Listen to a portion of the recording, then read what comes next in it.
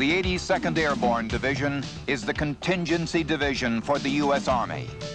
The 82nd has the mission to deploy anywhere in the world within 18 hours on no notice and to fight and win. This means constant preparedness to fight in all environments of the world and preparedness to fight across the full scale of warfare. With mounting tensions all over the world, the 82nd Airborne Division, as part of the 18th Airborne Corps, spearheads our nation's forces that stand ready to protect our national interests. Our national strategy of realistic deterrence and rapid deployment demands quick reaction forces capable of a wide variety of missions. United States forces must be versatile, well-trained, ready for deployment anywhere in the world. The 82nd answers that need. As the largest airborne force in the free world, the 82nd takes maximum advantage of available airlift assets for the strategic deployment and tactical employment of the airborne force. To close with and destroy the enemy is the job of the 14,000 paratroopers that are the backbone of the 82nd Airborne Division. The division is composed of 3 infantry brigades, Division Artillery, an aviation brigade, and the Division Support Command. Each infantry brigade consists of 3 battalions. A battalion's organic weapons systems include the 81mm mortar, 60mm mortar, and AT-4, TOW, and Dragon anti-tank weapons. The soldiers carry the M16A2 rifle as their individual weapon and the 9mm pistol as requirements demand.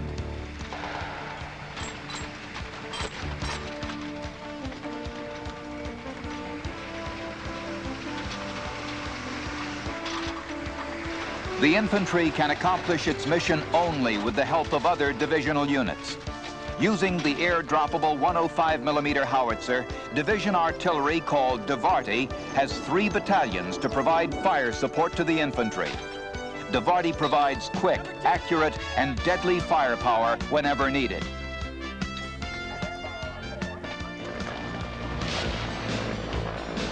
The 82nd Aviation Brigade provides continuous aviation support to the division with reconnaissance, air assault, and attack helicopter support. The brigade's attack helicopter, air assault battalion, and cavalry squadron employ a variety of helicopters. The AH-64 Apache is the division commander's primary anti-armor deep attack helicopter.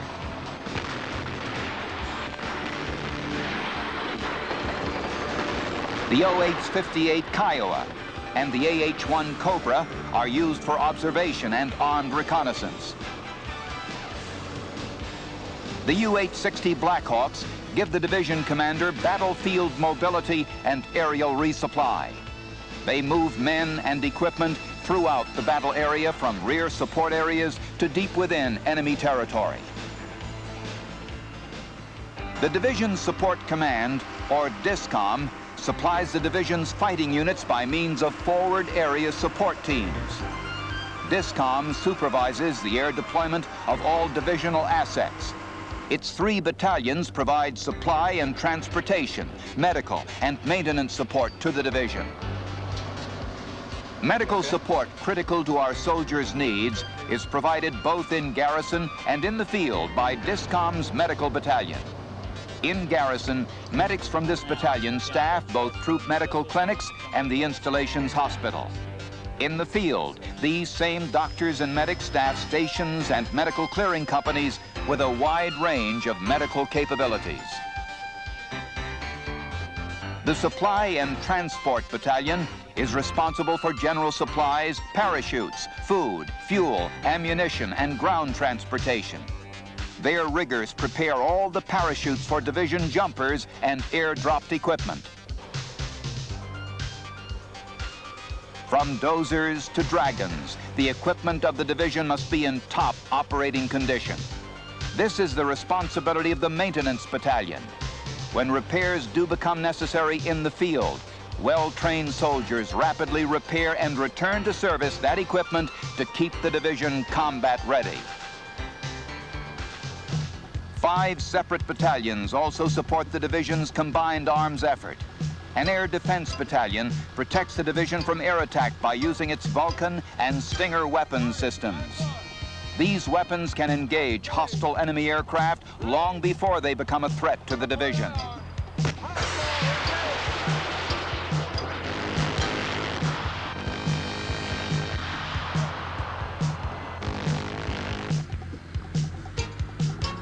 The division's light armor battalion is the only one of its kind in the Army.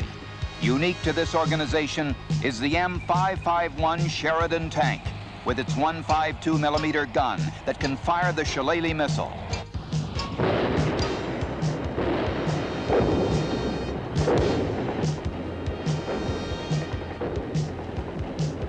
The Sheridan can be dropped by parachute or by low-altitude parachute extraction.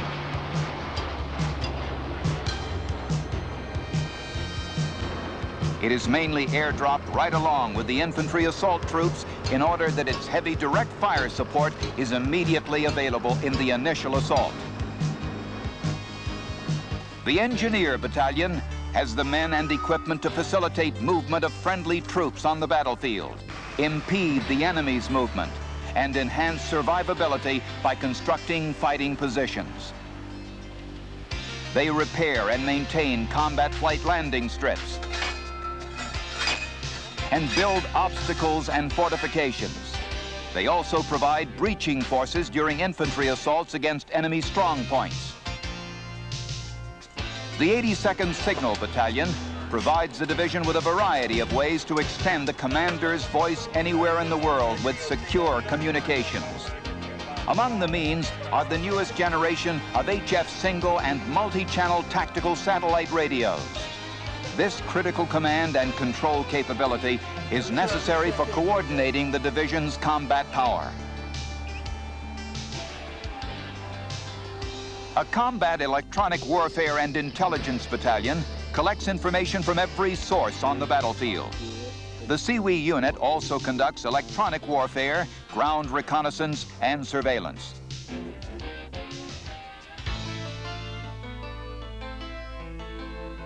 The division trains to fight at night, thus enhancing both survivability and the element of surprise. 90% of the training jumps are during the hours of darkness. Frequently, training exercises begin after sunset with an airborne operation. A variety of tactical missions are accomplished before the sun rises. Night vision devices, such as those used to obtain this film, and frequent night training give troopers the advantage and confidence to exploit the veil of darkness. Airborne troopers are truly night fighters. The 82nd Airborne Division is the only airborne division in the U.S. Army, and it is the only division with a forced entry capability. This means the 82nd can deploy anywhere in the world without secure airfields, ports, or beaches. It can deliver a rapid surprise first blow from the air and can sustain itself anywhere in the world. Not only is it the only U.S. force with this capability, with C-141 air refuelable transport aircraft, it is the only division that is not dependent upon staging bases. The division has developed various force packages to deal with just about every possible contingency. A light, medium, or heavy package serves as a starting point for the commander based on the mission and number of available aircraft. He can tailor the deploying force based on the threat, the firepower required, and other variables. Depending on the mission, a division-ready brigade, or DRB, can be deployed if the mission should require a brigade-sized task force. A DRB task force consists of the same elements as the division, but on a smaller scale. The DRB is built around 3 infantry battalions, an artillery battalion, 1 engineer company, aviation assets, and other combined arms elements in support. For contingency missions requiring fast response and substantial firepower, the division-ready force known as DRF is deployed. A DRF comprises 3 or 4 infantry companies, a field artillery battery, and other support elements tailored to its size and mission. The division can use any available fields as drop zones and can deploy task forces within hours after notification. Once drop zones are secure, resupply and reinforcement are accomplished by air delivery. The division also possesses enormous staying power in terms of organic firepower and the capability of sustaining combat operations. By way of contrast, the 82nd Airborne Division has more firepower and mobility than all 7 World War II Allied airborne divisions combined. Today, the 82nd has anti-armor weapons with substantially increased ranges, stopping power, and accuracy. The tow missile, ground, air, or vehicle mounted, can engage targets out to more than 3,700 meters.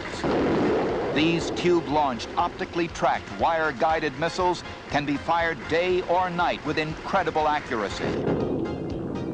The Dragon and the AT-4 are medium and light anti-tank weapons. The Dragon's deadly accurate high-explosive round can reach targets out to 1,000 meters. The AT-4 can fire a projectile out to 300 meters. The Army's attack helicopter, the AH-64 Apache, is normally armed with 8 Hellfire laser-guided anti-tank missiles, 38 2.75-inch rockets, and a 30-millimeter cannon. It has a maximum speed of 164 knots and is capable of climbing in excess of 3,000 feet per minute. It has a target acquisition and designation sight and a pilot night vision sensor, which allows its crew to fight and fly in adverse weather and total darkness. Artillery is vital in the division's ever-increasing firepower. DeVarty employs the 105-millimeter howitzer with a variety of munitions, depending on the nature of the target. The 105-millimeter howitzer goes almost anywhere the paratroopers go. Ammunition, the gun, and its prime mover, the Humvee, can be parachuted or carried externally by helicopter to any location with its crew. Within minutes of landing, the 105 is in position to bring suppressive fire on the enemy targets. Delivery techniques developed with the Air Force enabled the division to bring supplies into any objective area without a secure airfield. This provides virtually direct resupply to each unit. Using the Container Delivery System, CDS, any pallet of up to 2,000 pounds of ammunition, supplies, and equipment can be accurately airdropped even into unprepared areas within 100 meters of the desired location.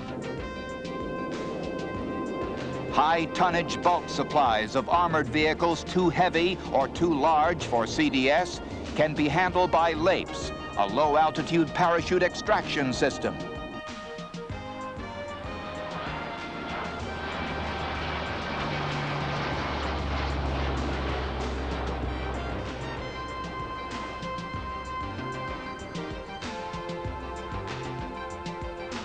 Refinements in heavy drop procedures and equipment allow the delivery by parachute of every item of combat support equipment except rotary wing aircraft.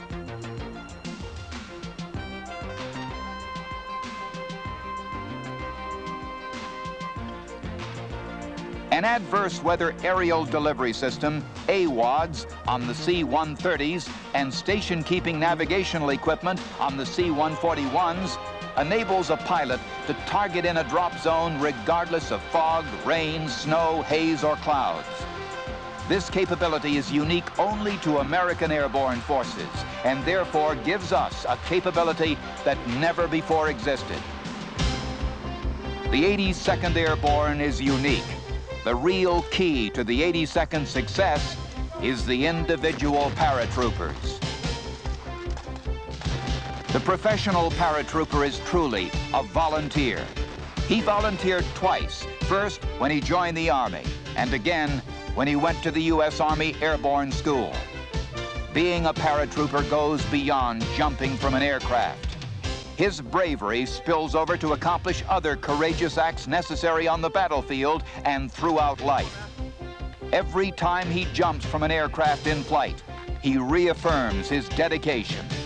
An 82nd paratrooper is special. Paratroopers demand the best from their leaders, and hard training is what they expect. 82nd soldiers know that vigorous and demanding training can mean personal and unit survival. Each year, the division sends one of every 4 soldiers to attend technical, leadership, and university-level programs. A variety of schools provide our leaders with the best training possible.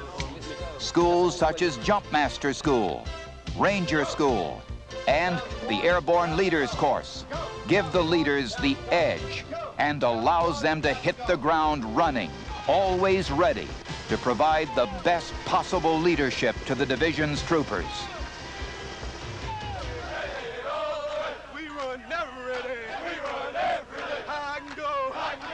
Physical fitness is a way of life in the 82nd. It's vital to success on the battlefield. In a year, the division runs over 9 million miles. As an individual statistic, that's 690 miles for each trooper. But there is more to a paratrooper than just being well-trained and tough. A trooper has to be mentally and spiritually ready to meet demanding challenges and make sacrifices.